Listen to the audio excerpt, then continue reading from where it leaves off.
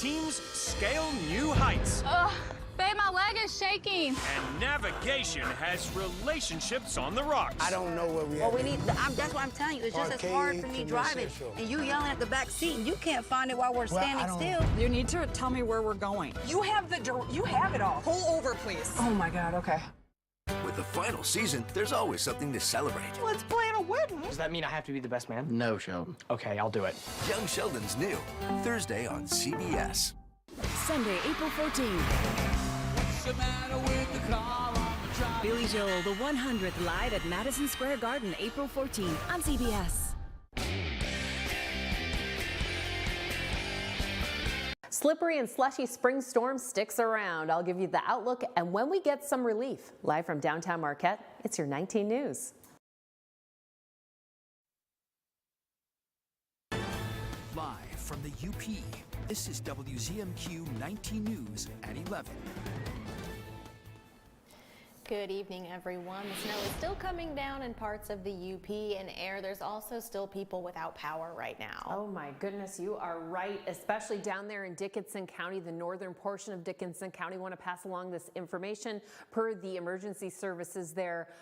There is a warm-up available at the school, the North Dickinson County schools. So if you see anyone outside, head them or direct them over to M69 where that school is located, because there's been a loss of power at the warming centers there in North Dickinson. And with no surprise, we've got winter storm warnings continuing here in Marquette as well, and Baraga counties, as well as that northwest coast, 1 to 3 inches. Those are continuing into our early Thursday morning hours, 2 a.m. and 8 a.m., as well as South Houghton County, anywhere from 3 to 5 inches of snow, and those winds still blowing around 35 to 45 miles an hour. Taking a look at what's currently happening, we do have some snow continuing here in Marquette County. That's going to be our story into tomorrow with a wintry mix as well.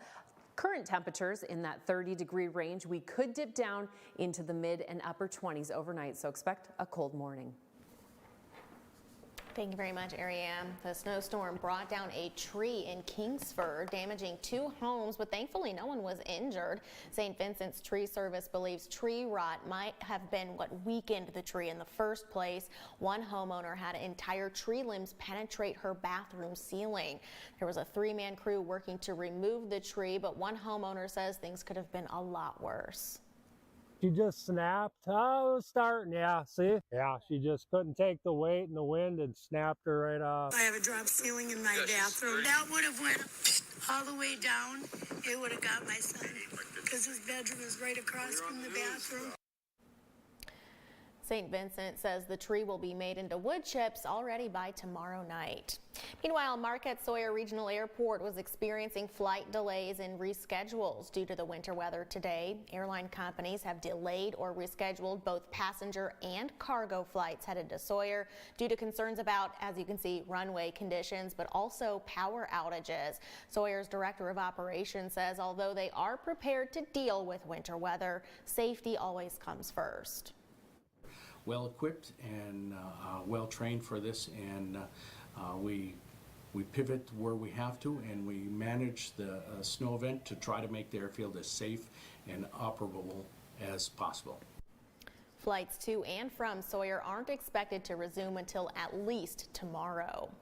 With the high winds, some communities across the UP are still experiencing power outages. Here's the numbers as of about 25 minutes ago. UPCO is still reporting about 3,200 outages. Most of those are in Delta County. The Alger Delta Co-op, about 1,300 outages. They also cover Menominee County, which is where a majority of their outages are being located. Cloverland Electric in the eastern UP, down to about 118 outages for now. And We Energies based out of Wisconsin, about 66 outages still tonight.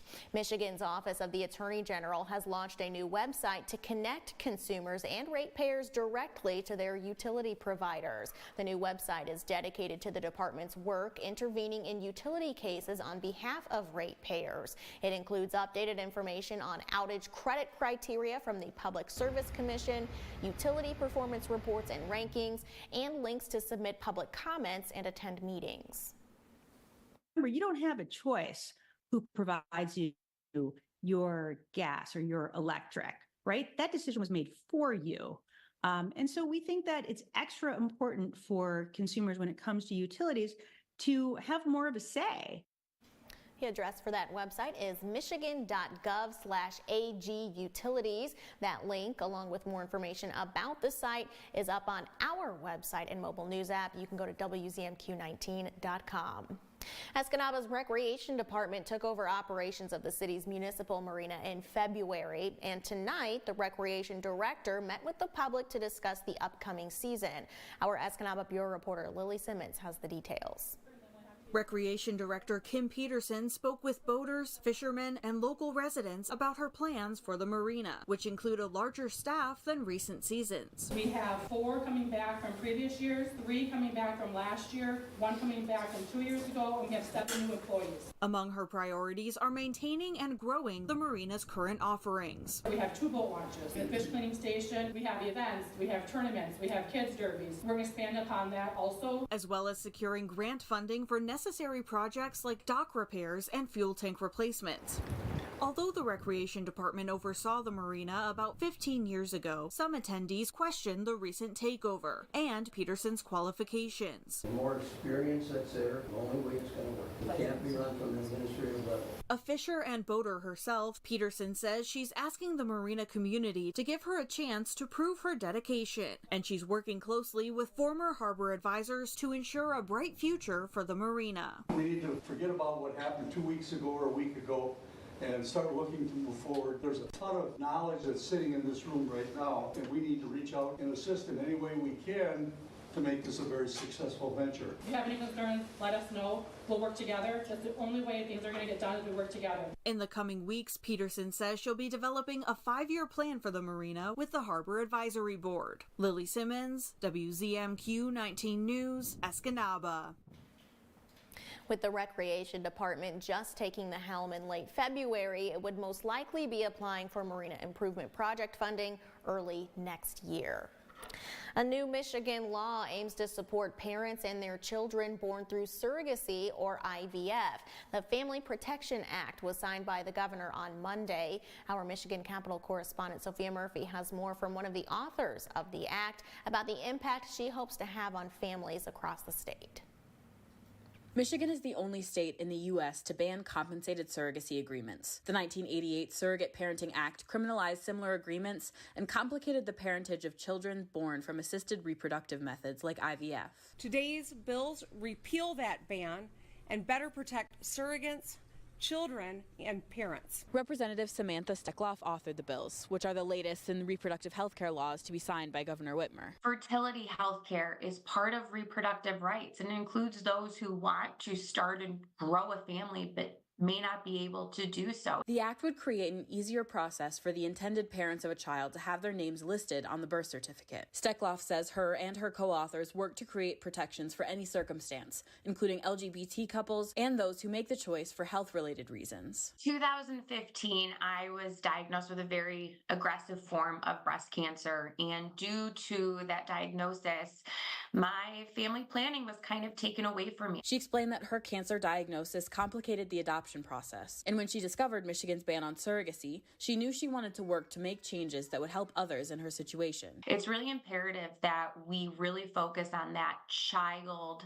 parentage lineage, because right now so many children are not protected. Opponents of the legislation worried about the ability to exploit vulnerable women in surrogacy agreements. But Steckloff says it's not a major issue that's come up in other states. The current ban is still in place, and the new laws won't take effect until 90 days after the end of this legislative session. For Michigan's capital, Sophia Murphy, WZMQ 19 News. Your first warning weather forecast is coming up after this break, plus a snow day for many of us in the UP, how Dickinson County residents made the most of their day. And later, with another Biden-Trump matchup this November, some Americans say they'd rather vote for literally anybody else. We'll tell you why you might have the chance to do just that. We're back in 2. 19 News is brought to you by Kirkish Furniture. The wait is over. England Furniture's quick shipping is back at Kirkish Furniture. Choose your style and fabric and receive your furniture in as little as 30 days. Browse our in-stock selection or let our staff help you customize the perfect sofa or chair. Plus, 1 year free financing and free delivery. Sing along with Stalag 13. Hello! Hello! We hope you like our show. You'll laugh, scream, cry, sigh, and absolutely die. Hogan's Heroes, weeknights at 10 on MeTV 19.1. John's Auto is quickly becoming everybody's favorite place to get their car fixed. That's because at John's Auto, communication is the key to service. When we have your car, you can expect to be updated on what's going on. And Craig here will explain repairs in terms I even understand, and I'm only 9. For a better service experience, come to John's Auto Marquette. And don't forget, we're still your #1 source for a pre-owned vehicle in Marquette County. John's Auto Marquette. Here's your WZMQ CBS This is Home Community Calendar.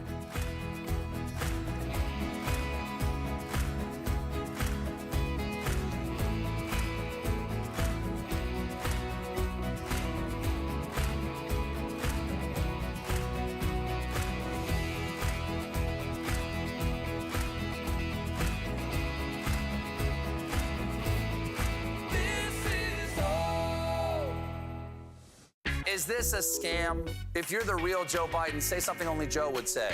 Yum Yum ice cream. Convinced now? Yes! New tonight on CBS. Who will be there when the final whistle blows or the final votes have been cast? Will you start a career in the broadcasting industry? Be there. Go to BeThereMichigan.com. Now, WZMQ 19 News First Warning Weather with Ariane Stasek.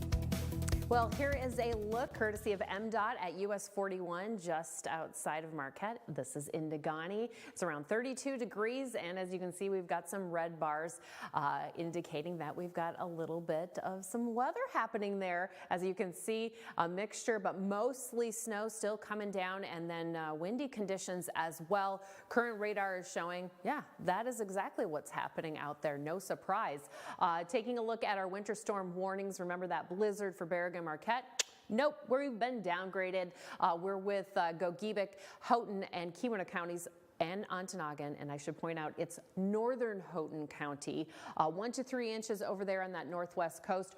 1 to 9 for Marquette. We're going to see less snow near the lake and more snow, of course, in the higher terrains. Those weather alerts ending around 2 and 8 a.m. on our Thursday. And then winter weather advisory for South Houghton County. 3 to 5 inches possible there and 35-mile-an-hour gusts. It's going to be heavy, wet snow again, I'm sorry to say, everybody. But the good news is we'll be out of it in a little bit. But taking a look at our Thursday morning, as you can see, a lot of activity pretty much across the board, things slowing down a little bit.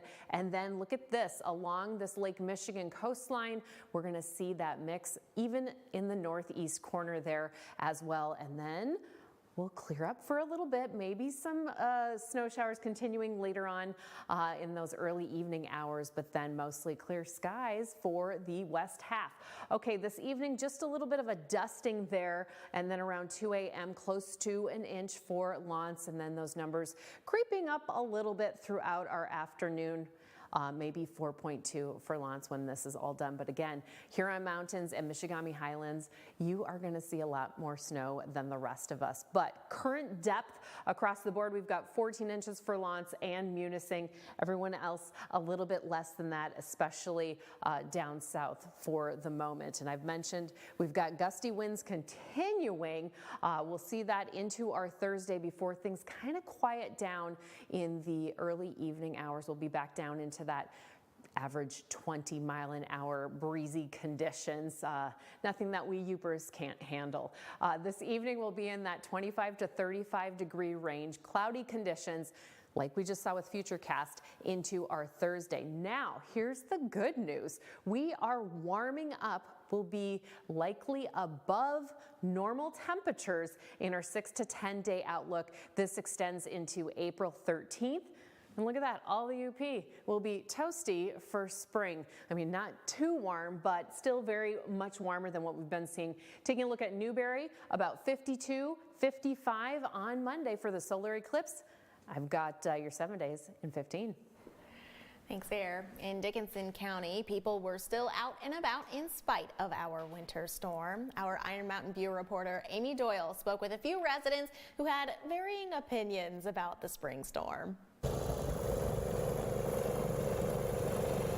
After Iron Mountain experienced power outages lasting up to several hours in the early morning, the people here aren't letting the storm stop them from getting through their day. Attendants at Joe's Quick Mart say rain or shine, cab drivers arrived at 4 a.m. and mail carriers were out shortly after that. A lot of people prefer our zero ethanol premium, so they come for the snow blowers and any of their outdoor toys that they're using today. Besides gas, Joe's Quick Mart sees a surge in shoppers looking for a quick energy boost, selling more coffees and energy drinks during cold weather. Other folks like Alex Clothier are on their way to improve their accuracy in their favorite sport. Taking a walk over to Hardcore Outfitters, going to do some archery.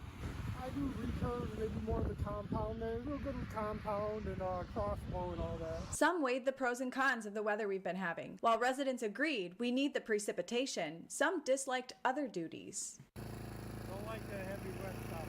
Too hard on the body. One resident hopes the spring storm means better farming outcomes later in the year. I think it's okay because we need the rain, we need the moisture. I think that the ecosystem is messed up. Iron Mountain residents stay resilient despite mixed feelings about the weather's impact on chores and agriculture. They persist with their daily routines and activities despite disruptions from this morning's power outages. Amy Doyle, WZMQ 19 News, Iron Mountain.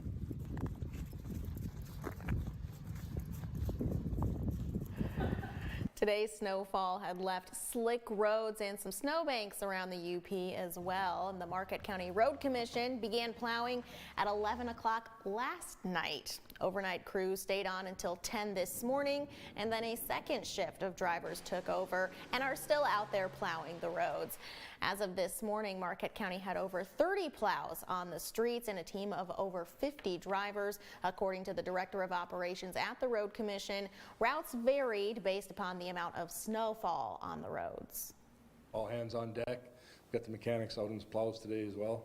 So we'll plow snow until it's gone. We have designated plow routes, and if there's only snow on part of the route, then they come up the hill where there's more snow and help out the other drivers and other plow routes. Olson says crews were prepared for the snowfall and will continue to plow the roads until they're all clear. According to a 2023 study by the Pew Research Center, the vast majority of Americans are in favor of term limits for Congress. But what would need to happen to make it a reality, and how do our lawmakers feel about that? Our Washington, D.C. correspondent Brendan Scanlon breaks it down. We want term limits. It's straightforward, it's simple, and it breaks up the sort of arrogant power that Washington, D.C. has become known for. If you believe Congress should have term limits, you're not alone. Recent surveys show 90% of Republican and 86% of Democratic voters are in favor. The American people want term limits. They want to know that no one, no matter how popular at the moment, is going to be able to stay forever in power. Paul Jacob is a board member of U.S. Term Limits, a nationwide group advocating for term limits at all levels of government. He believes the longer a lawmaker is in Washington, the more disconnected they become. And so you start to get comfortable. Term after term, you're gaining more and more power, but you're also getting more and more removed from your constituents. We can do better when it comes to making the House of Representatives more productive. UP Congressman Jack Bergman has his own thoughts on term limits. But I think we need to look now at how do we balance the length of a term and term limits. I've always felt we have term limits. It's called elections. If voters aren't satisfied with their elected officials, Senator Debbie Stabenow says they have the power to term limit their lawmakers at the ballot box. If people, come out and vote, they can change people every 2 years, or in the Senate every 6 years. But losing as an incumbent is rare. The truth is the power of incumbency, from the free mail they get to send out at taxpayer expense, to the name ID, to the fact that they have a vote on power right now, and that means they raise a ton more money than challengers. According to the nonpartisan watchdog group Open Secrets, incumbents running in 2022 Senate races raised an average of $29.7 million each, a massive advantage over the average $2.1 million raised by their challengers. The contrast is true in the House, just not as expensive. In the 2022 midterms, incumbent representatives on average raised $2.8 million, roughly 9 times more than the $308,000 raised by their challengers. That's one reason Jacob and U.S. term limits are pushing for change. A constitutional change. Now we're looking at how we get a constitutional amendment to limit members of Congress. Article 5 of the Constitution allows either 34 states at convention or both chambers of Congress to propose constitutional amendments. 3/4 or 38 states must then ratify the proposal in order for it to be enshrined as law. It may be a tall task, but Jacob says it's only a matter of time. The question is when. It's going to happen, but when? A congressional term limits amendment to limit the House to 3 terms and the Senate to 2 terms was introduced in the House earlier this session, but it was shot down by both Democrats and Republicans on the House Judiciary Committee in a 17-19 vote. Meanwhile, this year's presidential elections are a rematch between President Joe Biden and former President Donald Trump. Some people might say they would rather vote for literally anybody else. And well, voters might have the chance to vote for literally anybody else. Our Washington, D.C. correspondent Rachel Knapp spoke with a hopeful third candidate throwing his hat in the ring. As President Joe Biden and former President Donald Trump secured their party's nominations for the presidency, a North Texas man is looking to earn his name on the ballot. This is a rally cry. Meet literally anybody else. And yes, that's his name. Mr. Else had his name legally changed from Dustin Eby to literally anybody else. He's even posted a picture of his Texas driver's license to prove it. The name change was necessary because if I ran as Dustin Eby, you and I would not be talking. Else, who is an Army vet and a current North Texas teacher, says the name change was to grab attention, which he is certainly getting. But he says the name change is more about a movement and feeling among voters who would rather pick literally anybody else over Trump or Biden. I saw an opportunity to bring the voices that resonated with me to one focal point, and that's kind of what the name is. When you see the headline, literally anybody else for president, you understand it's like the person here is wanting something better. We want something different. We're tired of the same old. We do not want this rematch just as an American people. According to a December 2023 AP poll, the public is not looking forward to a Biden-Trump rematch. 58% would be unhappy if Trump was a Republican nominee, and 56% would be unhappy if Biden was the Democratic nominee. Else says his campaign is about sending a message on the lack of options for our highest office. That's ultimately what this whole campaign is about. It's about unifying the country that has been split apart by 2 opposing parties. In Washington, Rachel Knapp, WZMQ 19 News. Mr. Else is running for the independent nomination, but he has a long way to go still. In Texas, he has to get more than 113,000 signatures before mid-May from people that did not participate in the primary for either party in Texas. Else says he has a better chance with voters if they actually write literally anybody else on the ballot. Still ahead tonight, spring in bloom, even if it doesn't always smell too great. The giant stinky flower in Lower Michigan that's just about to open up. First Warning Weather with Arian Stasek, weeknights at 6 and 11 on WZMQ 19 News.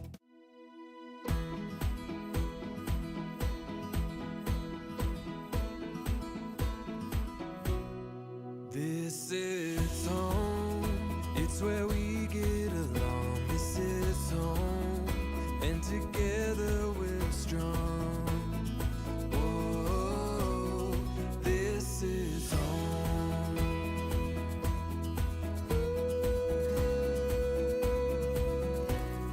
This is home, it's our town, it's our song. This is home, this is where we belong. Oh,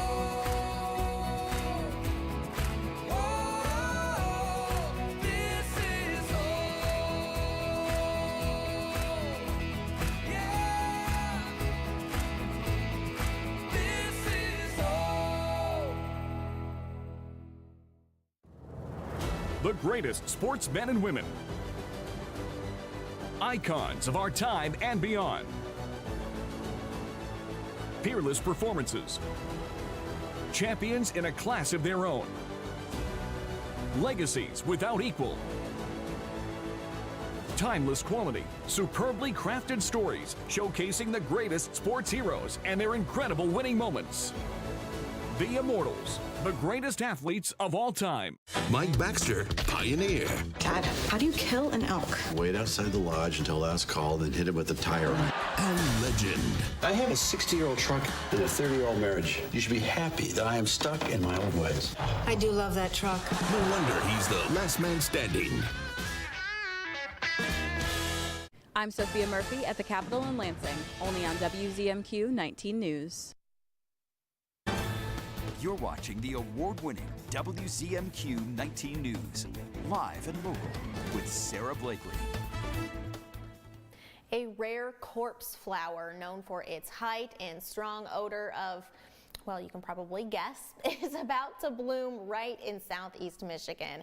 Meredith Bruckner visited Dexter and spent the morning with the owner, who is anxiously awaiting for his flower to open. The flower is currently growing in the conservatory behind me, and what's really special about this plant is it's believed to be the first ever corpse flower to bloom inside a private residence. This is Corpsey. The massive plant is quickly approaching bloom and is growing at a pace of 3 inches per day. The clone specimen gets its nickname from being a corpse flower. When in bloom, it is said to smell like rotting flesh. Owner Kevin Hauser purchased this plant in North Carolina when it was just a 2-inch corm. This moment has been 7 years in the making. You can see right now she's getting pretty large. We're expecting the bloom to be within 7 to 10 days. The flowers are native to the island of Sumatra, and only 1,000 plants are believed to remain in the wild. This will be the second bloom of a corpse flower in the United States this year. Hauser says he knew he wanted to acquire the plant the moment he saw it at Mathey Botanical Gardens in Ann Arbor. I fell in love with the plant that I saw that was in full leaf, researched it, and only after some research did I even learn that it had this story of this flower. And so, then it became kind of a personal mission to say, hey, I want to get the plant. I wonder if I can get it to flower as well. And so here we are 7 years later. Corpsey isn't his only corpse flower. Hauser has several others, including this plant that's currently in its leaf cycle. Hauser is one of approximately 8 private growers of the rare plant in the United States, and he's believed to be the only one who has ever had one bloom inside a private residence. This one's actually just starting to come up into leaf, and so we'll move her up into the conservatory soon. The most challenging part of growing the flower is having enough space. He shows us the pot Corpsey has since outgrown. It's basically become a fixture in the corner of our garage, holding kiddie pools and sleds for the time being. Aside from ample space, Hauser says caring for the plant is pretty simple. It's actually really easy to take care of. It's pretty insect resistant. It needs a lot of water and a lot of high phosphorus fertilizer. And you need to keep it in a nice home of a nice size. But once it's planted and you're just watering it and fertilizing it, it's a lot easier than most of the plants in this conservatory, to be honest. At its peak, it's expected to grow 8 feet tall, and that smell that's associated with the bloom is expected to last 24 to 48 hours. Well, we are almost out of the woods with this snow, and we have sunshine in our near future. Ariane has the outlook right after this.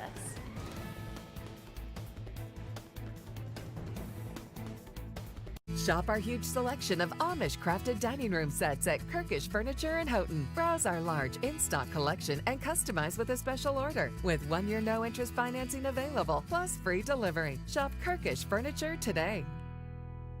Is this a scam? If you're the real Joe Biden, say something only Joe would say. Yum Yum ice cream. Convinced now? Yes! New tonight on CBS. Attention people with Medicare and anyone turning 65. If you have original Medicare, you may be able to get a Medicare Advantage plan with additional benefits. Medicare Advantage plans may include vision coverage, wellness visits, gym membership, and hearing coverage with affordable cost and copay.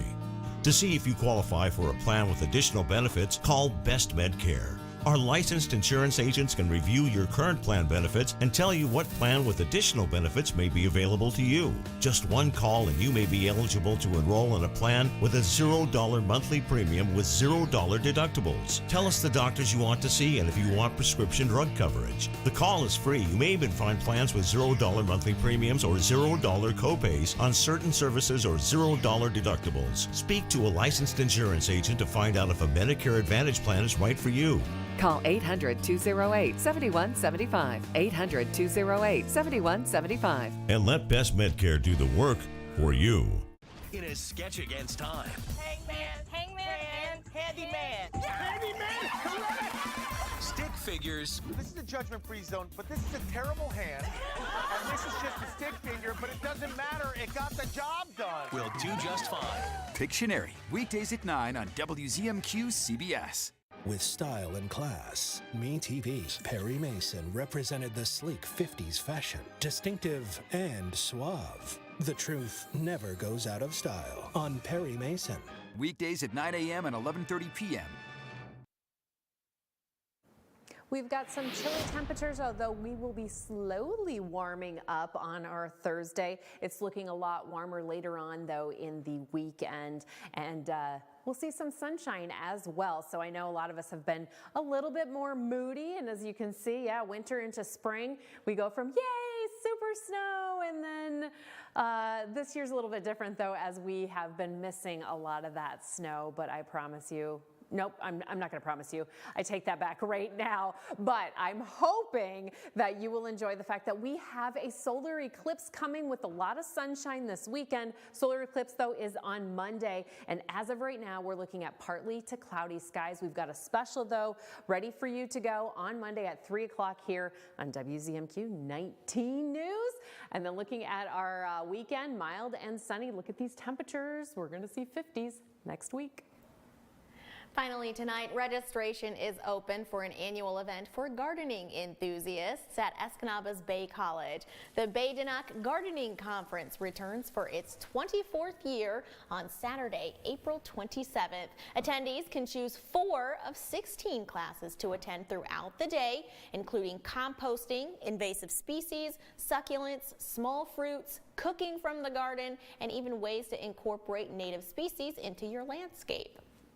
Classes range from basic to a little bit more advanced, so this is open to the general public. Anyone, you do not have to be a master gardener. This conference does qualify for master gardener certification credits, but you can be just beginning. There's all kinds of neat things to learn. Registration for the Bay-Denak Gardening Conference closes on April 15th. Prepayment is required. You can head to our website for all of those details. I wish I had a green thumb. I was going to say, I'm really good at growing mold. Yeah, good work, Air. We'll see you tomorrow. WZMQ TV 19. Sarah Blakely, weeknights at 6 and 11 on WZMQ 19 News. Now at Menards, get an 11% rebate on all of your automotive needs. Valvoline High Mileage Motor Oil is a synthetic blend for vehicles with 75,000 miles or more. Pick up a 5-quart jug for $18.99 after rebate. Get superior engine protection with Valvoline.